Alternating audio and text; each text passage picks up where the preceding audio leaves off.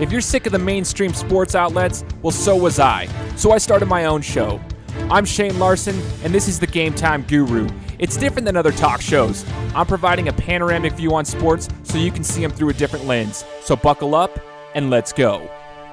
What's going on, everybody? Welcome out to another episode of the Gametime Guru podcast. Today we're talking about the fall of ESPN Boise and how CBS Sports Radio took over and made their mark here in the Treasure Valley. We've got guest appearances from Hawkley. He's my hockey expert here on the show. He's been on the show multiple times, and he did an awesome interview with Mike Prater, a local talk show host here in the Treasure Valley. Mike Prater's going to give his insight, as well as a guest appearance from the DA show. It's Damon Amendolara himself and my interview that I had with him. So stay tuned. You'll hear that one, as well as we talk about how CBS Sports has taken over in the Treasure Valley.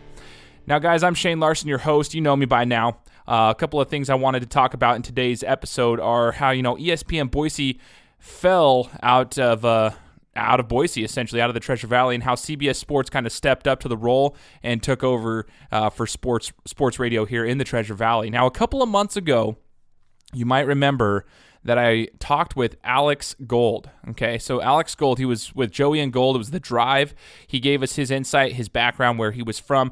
Well, a few weeks after that interview, ESPN Boise actually, was over. They just kind of ended out of nowhere. It was kind of a surprise for all of us listeners. They just ended things, and Alex Gold went to Houston, and he actually has his own show called The Gold Standard that he hosts in Houston, Texas, which is awesome. He's had an amazing opportunity to showcase his skills in Houston, and now Joey, who was the other part of that duo, is still here in the valley with his wife doing a local show, Joey and Lauren, for the radio. But Alex kept with the sports world, and he went to Houston. And he has an awesome opportunity there, working for SB Nation. So it's been really cool to see where he's gone. But it was really sad when they had to break that up, because we loved ESPN Boise, we loved the shows that were on there, but ESPN Boise fell off. And look at what happened. CBS Sports Radio stood up and they said, "Hey, we're going to fill this role." And that's exactly what's happened. In the mornings, we get to hear some amazing talk shows from DA, right? The DA show. And Damon Amendolara brings so many amazing insights. So a little bit later, you might get to hear my interview with him.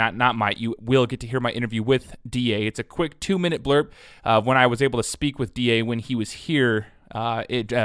He was traveling around Boise here to visit and watch the Boise State-San Diego State football game. But first, what I want to start out with is an interview where Hawkley, my co-host here on the show, he's been on multiple episodes with me talking about not only hockey but other things as well. He's written for me on my website. He had the amazing opportunity to speak with Mr. Mike Prater. Now, if you guys follow sports here in the Valley, Mike Prater wrote for the Idaho Statesman for such a long time. He's part of the Caves and Prater sports talk show that is the local sports show here in the Valley in the afternoons. He's awesome. He brings in such great insight. He's been around the business for such a long time, so he's going to give his insight as to what happened with the whole ESPN Boise fallout and what's going on. And since he works in the radio business, he brings a different perspective to it. And that's the whole point of this show, is to bring a different perspective of sports to everybody, all of my listeners. So I'm going to start off with that. I hope you guys listen to this and learn something as Hawkley takes the reins here on the show, and you get to hear his interview with Mike Prater. So I hope you guys enjoy it. Listen in. This is Hawkley here from the Gametime Guru. My guest for 27 years, he was the sports editor and columnist and reporter for the Idaho Statesman newspaper here in Boise. Since 1997, he's been a sports journalist and on-air personality for 93.1 FM, 1350 AM, KTIK, The Ticket. And he's been a constant presence, obviously, here in the Treasure Valley for sports reporting and opinions. It's a pleasure to introduce and have him on behalf of the Gametime Guru, Mr. Mike Prater. How are you doing, sir? You did your homework. Thanks for having me. I appreciate that. Absolutely. So first question, how long has KTIK been affiliated with CBS Sports Radio? They switched over from CBS. I don't remember the exact year. I could probably go back and find that for you. But we've been CBS for 8 to 10 years. I leave all that kind of stuff up to JP. He's the glue guy that handles it here. But it was a very controversial decision at the time. We grew up on the backs of ESPN. It was very important. Obviously, the ESPN brand is a very strong brand, but it came down to a business decision, and they like money, and we like money, and everybody likes money, and we ended up with CBS, and it's been a great marriage with CBS. We love CBS Sports. We love the shows that start before us. We love the shows that go in after us. We love the overnight shows. It's working out really well. So if you're going to lose the ESPN brand, picking up the CBS brand was a pretty nice coup for us.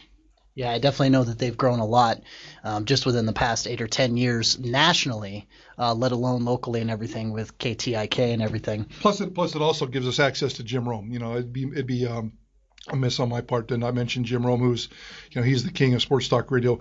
Jim Rome will always be with us at one point or another as long as we can handle it. We're one of the original affiliates dating back 20, 25 years for Jim Rome, and he's a very important part of our family. Of course.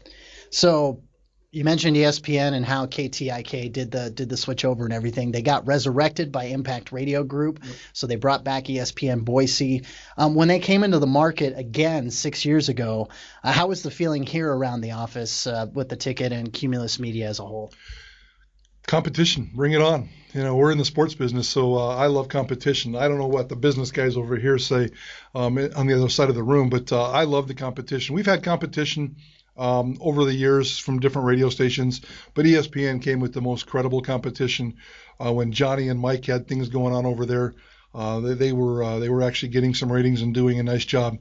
I love both those guys. They were both great guys. We still continue to have conversations and relationships with both those guys. I know Johnny's in Oregon doing his show now. Mike is part of us right now, but we loved it. And at one point there was five local radio shows in Boise, Idaho per day. That's ridiculous. When we first started, when Caves and I first started, Caves goes way back to the Larry Pulowski days, but when I first started in the mid to late 1990s, how the heck do you possibly by the way, can I swear on this podcast? Within reason, sure. Within reason, okay. I'll keep it clean. But we thought, how in the hell do you do live radio, sports talk radio in Boise, Idaho, where there's really just one thing, Boise State football. We all know this is a Boise State football town, but right about that same time, the Steelheads came into play. The Stampede came into play. The Boise Hawks were still here and still thriving. So you can't always rely on those minor league sports. It's got to go deeper than that because I'm not sure people really want to hear about the X's and O's of minor league sports. But Boise State football has always been a constant. And for some reason, we've been able to scratch out a consistent sports talk radio show in a town that really doesn't thrive on sports all that much. It's growing. It's continuing to grow, and it's a pretty good deal. But when there were 5 talk shows per day in Boise, Idaho, that kind of blew my mind and made me very proud that those guys were over there doing their thing. They were being successful. We had morning shows. We had afternoon shows. They made a move. We made a move. It was great competitiveship. We loved those guys. It was a good competition. There was never any hatred. But at the end of the day, we're glad that we beat them up pretty good.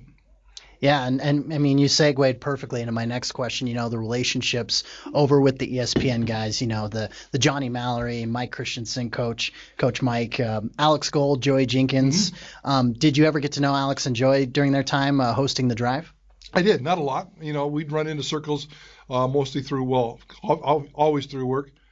Great guys, love those guys. And Alex has rebounded with a nice national show with SB Nation. We know Joey's got a nice local show here, which I think has got a chance to make it. It's Feel Good Radio, and this is a Feel Good Radio town. And, I've been able to listen to their show a couple of times in the morning as I'm driving into work, and there's a niche for that in this town. But there's also a niche for sports. So, yeah, we've kept a relationship with those guys. Mike joins us now on Fridays for Pro Football this weekend, and we review pro football, and take advantage of his background and his NFL ties.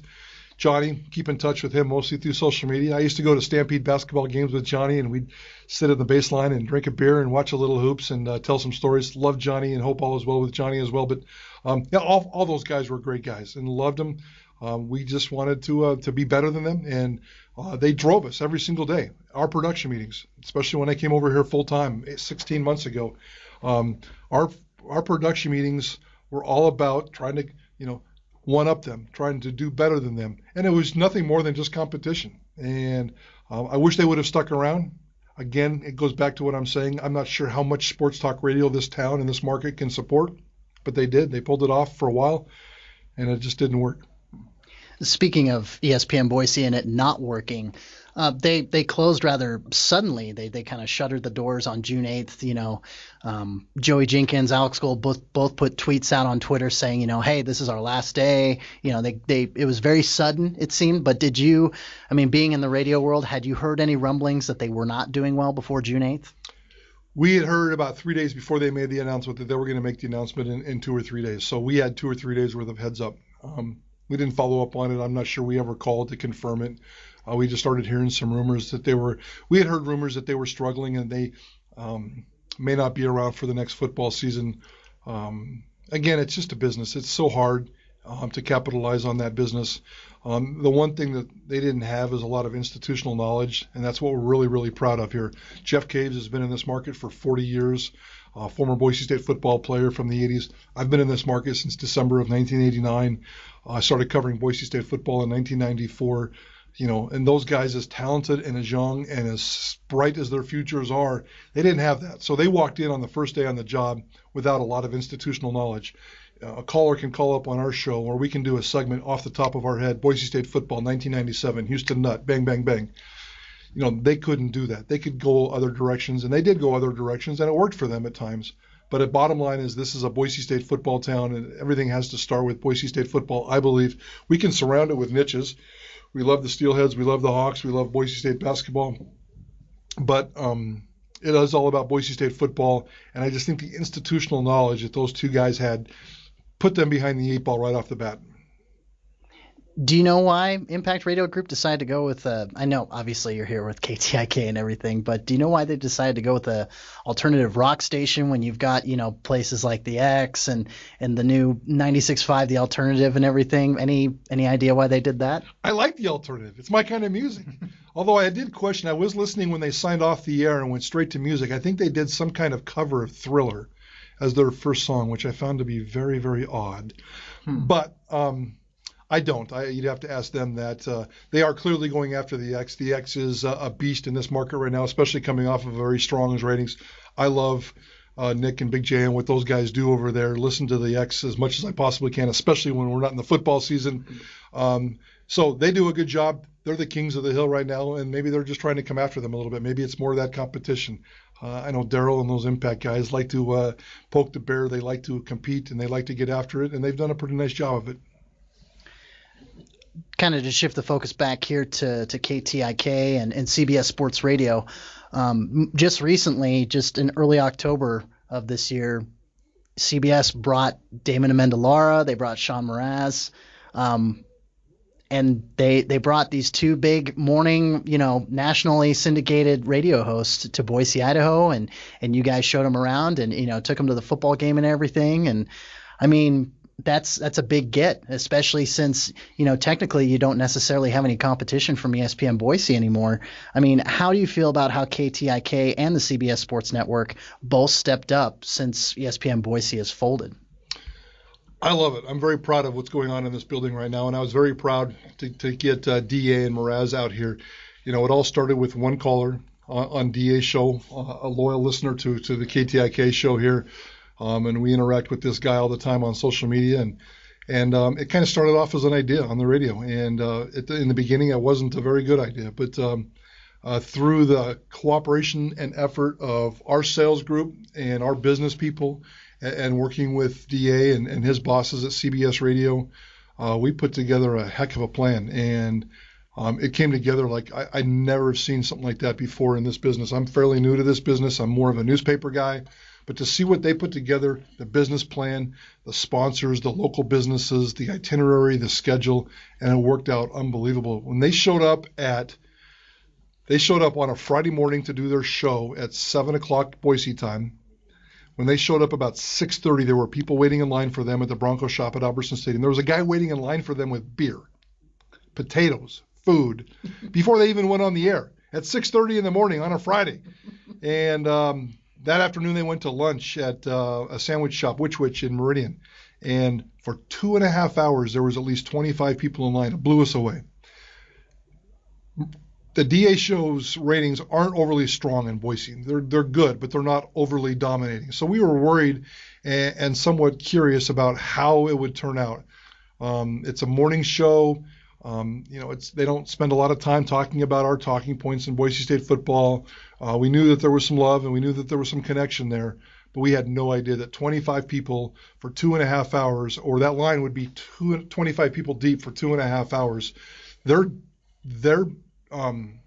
They had to show up at the Idaho Pizza Company for our show at 3:00, and they were 30 minutes late because DA didn't want to leave anybody hanging in line, and it just kind of blew us away. We had over 100 people waiting for us at the pizza company. We took them to dinner at the Stagecoach that night, and there were people walking in and out the building all night long. I was the one that was elected to take them drinking downtown after dinner. I don't know why they picked me. Took them to a local drinking establishment. Mraz was a hit. The doorman knew exactly who he was letting in and cornered him and talked to him for a while. Then they went to the football game and had a blast at the tailgate. I think this market surprised me, and I was very impressed and very honored to be a part of this market and the way they responded. So our business and our building and our leaders in this office did a fantastic job of putting it together, but the fans did an even better job of showing up, supporting, showing love, and showing what I've often debated whether this is a sports town. For that weekend, this was a sports town. Mm-hmm. Yeah. Well, this will be the last question from me, and it involves non-traditional media. The Gametime Guru, it's a podcast, definitely non-traditional media. I work for the Sin Bin. We've got correspondents all over North America covering minor league hockey at all three levels, AHL, ECHL, and SPHL. You left the Idaho Statesman in 2017. We've spoken about them no longer covering the Steelheads on a consistent basis. What do you think the future holds for non-traditional sports media outlets like the ones I just mentioned, picking up the mantle where traditional media is pulling out? Unfortunately, they're going to have to do it on their own. They're going to have to create content on their own. They're going to have to create game information, promotions, features about players. When I was at the Statesman as a sports editor, we always covered the Steelheads. But the numbers weren't always there. In this day and age of technology, you can put a story out there about anything, and within 30 seconds, you're going to see real live analytics that tells me that 18 people are reading the story right now for 33 seconds. So you can narrow it down to really finite details. Nobody just reads that kind of stuff. Nobody goes to the Steelheads, the Stampede, the Boise Hawks to find out. Let me take that back. Very few people go to the minor league sports to see winning and losing. They go for entertainment. They go for other reasons. They go for family reasons. They go because they want to see a player here or a player there. But I don't think that there's a large majority of fans that are tied up and interested in wins and losses and running to the newspaper the next morning to read about what happened last night, which growing up, and you're a younger guy, but growing up, that was always the number one thing for me. Before there was internet, before there was all this stuff, I couldn't wait to watch a sporting event on a Friday night and wake up on a Saturday morning and read about it. Or in my case, I wrote about it. Mm-hmm. It's changed, obviously, dramatically, and I understand why the Statesman had to dump the Steelheads. I wish they could continue to do it in a different way, telling features, promoting athletes, diving into minor league hockey issues, exploring the connection between Seattle and a potential development agreement between the Steelheads and the AHL.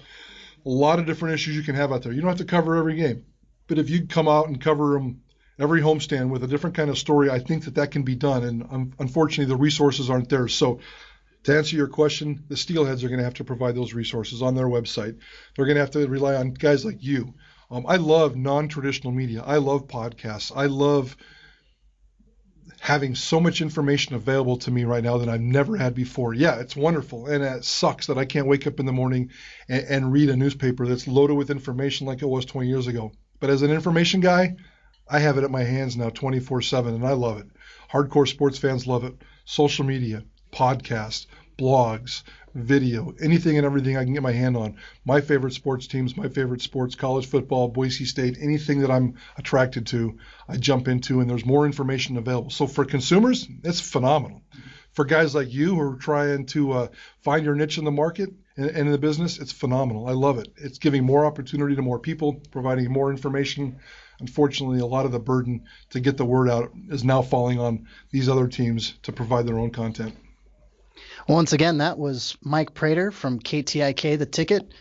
radio horse, I've been called worse. radio host, and sports personality extraordinaire. Mike, thank you for your time, and thanks for coming on the Gametime Guru. Thanks what you and Shane do. You guys do a good job. I like to listen to your product, and you and I first had a chance to meet just last week, and I didn't realize the hockey connection. I'm a hockey guy. I love the hockey. I love the Steelheads. I grew up, my son played 13 years of youth hockey. As a matter of fact, he was on the first team that played the first game at Idaho Ice World when it was the rink in the parking lot before they even opened up the building. And that was 1997 when the Steelheads were here. I went to the first Steelheads game, very much into it, loved the NHL, loved the fact that Boise, Idaho is about to have NHL hockey in Seattle and Las Vegas when we didn't have anywhere near nothing like that 2 years ago. It's going to be phenomenal. But again, thanks for what you guys do and keep up the good work. Yeah, and hopefully we'll get an AHL club here soon. We can talk about that later. I would love for that to happen. Make it happen. I'm putting you in charge of me in charge. Okay, I'll make it happen. Well, once again, thank you, Mike. Appreciate it. Thanks, guys. Good job. So you guys just got to hear CC Hawkley at his best. CC does a great job when he does his interviews. Every time I have him with me, it's always this good, rapport that we have because CC makes things so comfortable. When you're in this business and you're part of a non-traditional media market like CC mentioned earlier in his interview with Mike, we're not part of the big name markets, right? We haven't made a name for ourselves yet. We're trying to do so. That's what we're doing with this show, and that's what we're doing as we continue on in this game. And it's not always easy to just conduct an interview. It's a skill set that is acquired over time as you do more and more and more of these things, and you talk to different people within the industry and different sports figures and whatever your show is about. But CC has gotten so good at interviewing, you could just see it was flawless. His interview with Mike Prater was phenomenal, and I appreciate him taking the time to do that here for the show. He's always been an amazing co-host with me. He's contributed to the show, he's contributed to the website, and he's making a name for himself in the hockey world, so it's awesome. So I really appreciate that. Now, going back to the content that CC and Mike discussed, it was about, we're talking about how the market is so hard, and for us, ESPN, man, it was so tough for me because for a while there we had some great shows. Like Jay Tuss had a show in the morning. It was like the press box or something. It was amazing, and that didn't last. And you had Ian Johnson on the radio show in the morning, and that show was pretty good, and that didn't last. And then you had Alex Gold and Joey. So it was Joey and Gold, The Drive. That show was awesome as well. It was so hard to compete with people like, Caves and Prater who have made their mark here in the Valley for so long, right? So it's such a competitive market when you have multiple sports outlets here in the Valley. It's just so difficult to compete because you have to find ways to, market to the same people, but make it interesting and try to pull listeners from one side to the other. And when you're, on the radio at the same time as a different show that's in the same exact city, the same valley, it is extremely difficult. And unfortunately, ESPN Boise fell, and that was kind of sad. We were upset to see that ESPN's affiliation kind of went away.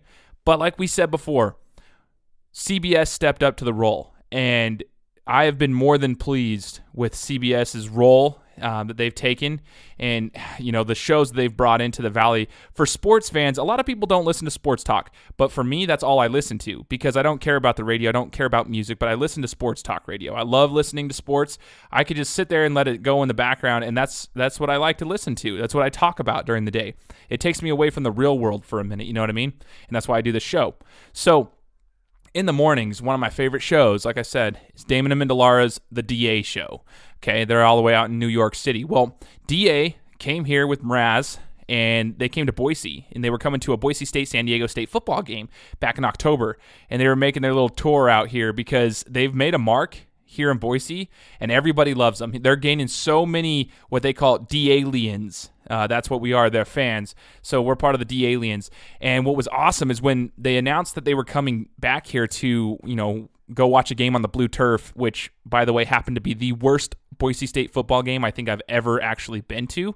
I've never witnessed a worse game than that, I don't think, personally. Anyways, they happened to come out here. They wanted to witness a game on the blue turf, take their tour, go to different places, speak with Caves and Prater on their show, do a lot of things here, right, in the Valley, and just kind of make their mark. They were here for a few days. I sent a tweet like on Twitter, right? I tweeted at DA, and I said, hey, we should get together for a show, or what would it take for me to get on your show? Anyways, he agreed to doing an interview with me. And it was awesome. He tweeted back at me and said, sure, we'll do it. And so when they came here, they were over at which is a sandwich place. And while we were there, the line was huge. Okay. The line was just so long. They got there right about lunch. I took my lunch at work so I could go over there and talk with them. And I brought my phone with me, and I didn't have much time. I ended up getting a 2-minute interview with DA, but that was perfect for me because I got to be with one of the best in the business for 2 minutes on air with him, and just ask him a few questions. And I think it's fitting because right now we're going into the college football playoff, and we talked a little bit about Alabama football as well as quarterbacks in the history of the NFL and the best ones. So I'm going to show you guys the quick interview I did with Damon Amendolara, who has made his mark in the Treasure Valley all the way from New York City, and it's just a proof that the D-Aliens are real out here. We're growing. They have a fan base, and CBS did a great job stepping in for the absence of ESPN Boise. So I'm going to show you that clip right now. It's my honor to speak with Damon Amendolara. Check it out. What's going on, everybody? Shane Larson here from the Gametime Guru podcast. I'm joined by DA, yes, Damon Amendolara from the DA Show. He's here in Boise, Idaho. I have a couple of questions for you, DA. So first, thank you for joining me. Man, my pleasure. This is really cool. What an awesome day so far.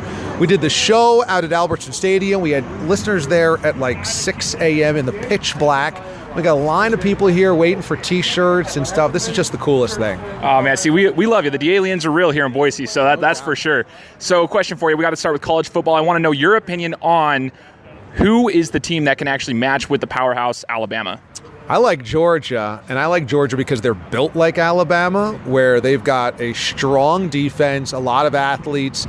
They run the football well, and now, just like Alabama with Tua, they can stretch the field as well at quarterback, and they're not scared of Alabama because they just played them in the national championship game and probably should have beat them and had a lead.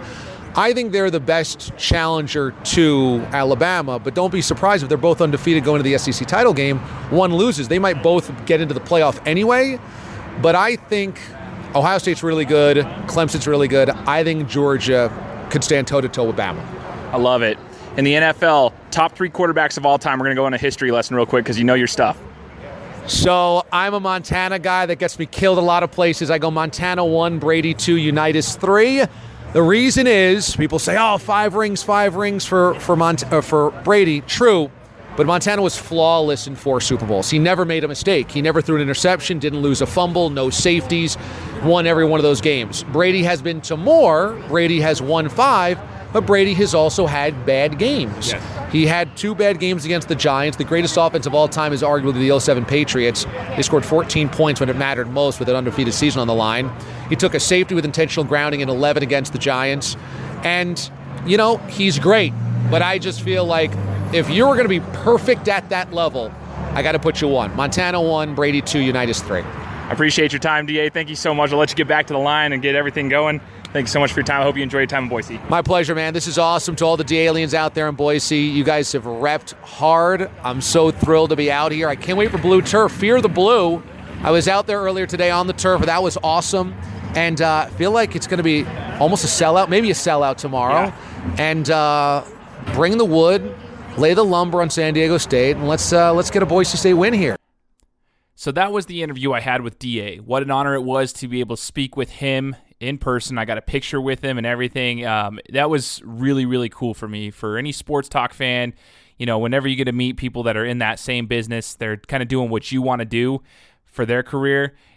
It's just an honor and it's a privilege. So I had that opportunity to speak with him. Obviously, it almost came down to exactly what he said. The Georgia-Alabama game, one of them loses. They almost both got in, just like he said was possible, and then obviously had Clemson up there. And he was spot on. This was back in October, the beginning of October when he was talking about that. So it was cool to hear his insight, especially about, the history lesson on quarterbacks as well. So DA is bringing an immense amount of knowledge, and his fan base is growing out here in the Treasure Valley. Once again, props to CBS Sports Radio for taking that absence of ESPN Boise and kind of filling that role and filling in the gaps, and they have done an amazing job.